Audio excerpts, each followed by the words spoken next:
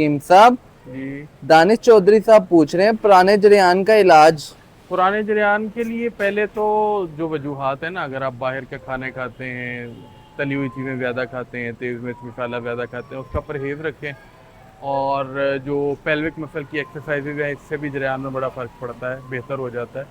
और इसके अलावा अद्वियात में अगर कहा जाए तो स्पेदीन है हमारी टैबलेट, वो बहुत फ़ायदेमंद है। इसके अलावा बावकात रसायन मुकल्ली, रसायन बदन, ये भी इस्तेमाल होती हैं। बंदिश पाउडर, शहजादा, मतलब मेडिसिन में तो बहुत सारी हैं। तो स्पेदीन जो है वो पुराने जरियान के लिए अच्छी है, हब्बे जरियान के नाम हकीम से भी साहब है। कोई टोटका भी बता दिया करें। चोट का भी बता देता हूँ, गर्मियों के हिसाब से, बल्कि सारे सारे साल के हिसाब से ठीक है। फटकड़ी और सत गलो जो है, ये दोनों बराबर वजन में ले लें।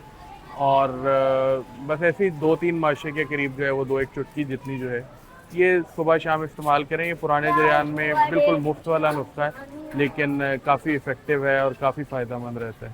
तो ये 2 चीज़ें मतलब आसान सी हैं, फटकड़ी भी और सतगलो भी। फटकड़ी तो घरों में होती है, फटकड़ी बिरियाँ लेनी है अलबत्ता, ये ज़हन में रखिएगा। Thank you. और